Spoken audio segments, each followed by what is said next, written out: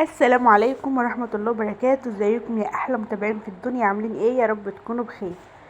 لو عندك بقى صدر فرخة بايت، تعالي بقى اقولك نعمل بيه ايه. نعمل بيه العظمة اللي انتوا شايفينها دي، حاجة كده جميلة والولاد كلهم بيحبوها واحنا كمان كبار بنحبها.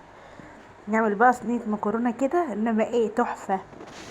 شايفين بقى كمنها لسه سخنة، مش متماسكة كده، انما لو انت عاوزاها تطلع بالقطع معاكي هتسيبها لحد لما تبرد خالص. معايا كده صدر ونص كده من الفراخ، كانت فراخ مشوية وكانوا دول باقيين عندي يعني، فقلت بقى هنعمل بيهم الوصفة الحلوة دي. مسكت كده الفراخ، خليتها من الجلد والعظم، واقطعها كده صغير زي ما انتوا هتشوفوا معايا دلوقتي. دي فراخ مشوية. طبعا بقى لحمة الفراخ دي شاربة كده من التوابل وطعمها كده جميل، وهقطعها معاك صينية المكرونة اللي هنعملها دي. شلت كده العظم والجلد ده رميته، ومسكت بقى الصدر كده قطعته بايديا. انا كنت رايحه اقطع كده بالسكينه، فلقيت اسهل ان انا اقطعها بايديا يعني. مسكتها كده فصصتها كده بايدي زي ما انتوا شايفين، سهله خالص، وكمان الفراخ مستويه كويس، فسهله خالص معايا كده وانا بعملها بايدي. هنعمل بقى احلى صينيه مكرونه بشاميل بالفراخ، تحفه وجميله جدا جدا وسهله خالص وبسيطه، وهتعمليها كده في 5 دقايق، ما تاخدش منك وقت خالص.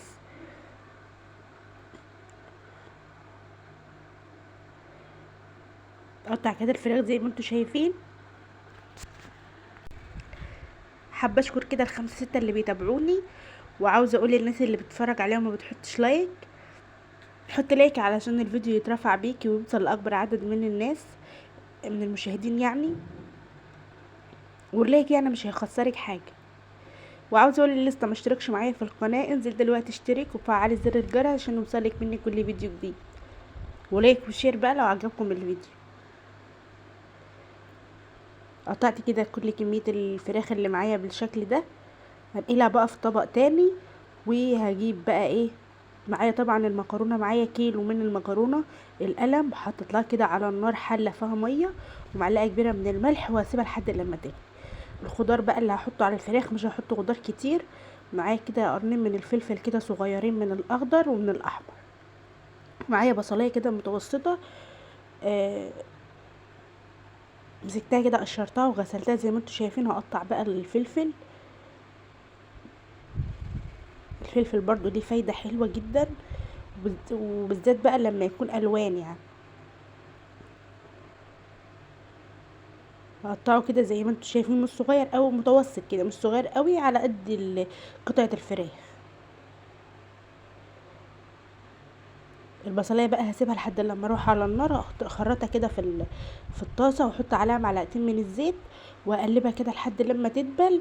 وهنزل عليها بالفلفل الالوان على طول زي ما انتوا شايفين كده، تديلهم تشويحه برضو مع بعض لحد لما يدبلوا كده. هروح نازله عليهم بالفراخ على طول. طبعا الميه بتاعه المكرونه غلت اهيت، هنزل بقى فيها المكرونه علشان تتسلق. هقلب الفراخ بتاعتي، حطيت لها التوابل، حطيت فلفل اسود وكمون وملح، بس ما كترتش لان هي اصلا الفراخ كانت متبله وشاربه توابل وفيها حاجات كتير حلوه وطعمها حلو. عشان اعمل بقى البشاميل بتاعي، حطيت كده حله على النار فيها 4 معالق من السمنه، عليهم 4 معالق من الدقيق، وهبدا بقى ان انا اقلبهم كده لحد لما ريحه الدقيق تطلع كده. هروح نازله عليهم على طول بالحليب، واقلب كده على طول علشان ما يكلكعش مني. هحط برضو للبشاميل ده شويه ملح وشويه فلفل اسود. اقلب بقى، هفضل اقلب فيه لحد لما يديني القوام اللي انا عاوزاه. بعد ما صفيت المكرونه حطيتها كده في طبق، وهضيف عليها كبشتين كده من البشاميل. شايفين بقى القوام بتاع البشاميل حلو ازاي؟ تنزل فوق كده بكبشتين من البشاميل، واقلب كل المكرونه في بعضها كده.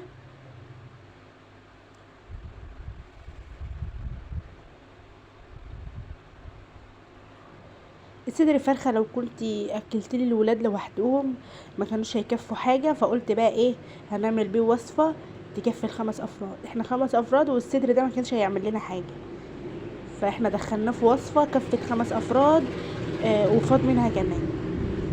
اسفه بقى لو انتوا سامعين اي صوت ولا حاجه، علشان الطريق ماشي دلوقتي. احط بقى حطيت كبشه كده من البشاميل في ارضيه الصينيه، وضفت بقى نص كميه المكرونه وفردتها كده في الصينيه كويس، ونزلت بقى في النص كده بالحشوه. بسم الله ما شاء الله الحشوه كتير، و بسم الله ما شاء الله كتير يعني في الصينيه، وحلو وريحتها جميله جدا. هنزل بقى ببقيه المكرونه، وهسوي برضو الوش كده واسويها في الصينيه كلها. بقيت بقى البشاميل بتاعي اللي معايا ده هجيب له بطين كده، هجيب بطين واحطهم بقى على بقيه البشاميل اللي هيتحط على الوش ده. اقلبهم بقى بسرعه علشان البشاميل بتاعي سخن والبيض ما يستويش. هقلب بسرعه بسرعه بسرعه زي ما انتم شايفين كده. لون البشاميل غير شويه، وتحس ان هو ساب كده شويه من بعض. هروح بقى احطها على الوش على طول. شغاله الفرن عندي على درجه حراره 200، وسايباه من فوق ومن تحت عشان يسخن. هحط بقى الصينيه بتاعتي على الصاجه بتاعه الفرن من تحت. الاول كده بسوي الوش بتاع البشاميل كده،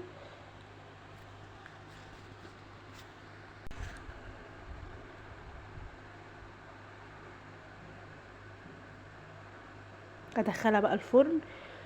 اخدت معايا في الفرن كده حوالي من 15 دقيقه ل 20 دقيقه، وطلعت معايا بالجمال اللي انتوا شايفينه ده. بسم الله ما شاء الله، واخده لون حلو جدا، والطبقات بتاعتها حلوه، وريحتها كانت تحفه وجميله جدا، ريحتها قلب البيت. وشوفوا بقى من صدر فرخه بايت عملنا عظمه، وعملنا كده صينيه تشرفك قدام ضيوفك لو عندك ضيوف، وتشرفك برضو في العزومات، وولادك بيحبوها جدا وهيتجننوا عليها وهيطلبوها منك على طول. استغلنا بقى صدر الفرخه البايت ده اللي كان هيترمي، وعملنا بيه العظمه دي. لو عجبك الفيديو بقى منسيش تحط لي لايك وتشير الفيديو علشان الكل يستفاد، واشتركي في القناه اللي لسه ما اشتركتيش. اشوفك بقى على خير في فيديو جديد، مع الف سلامه.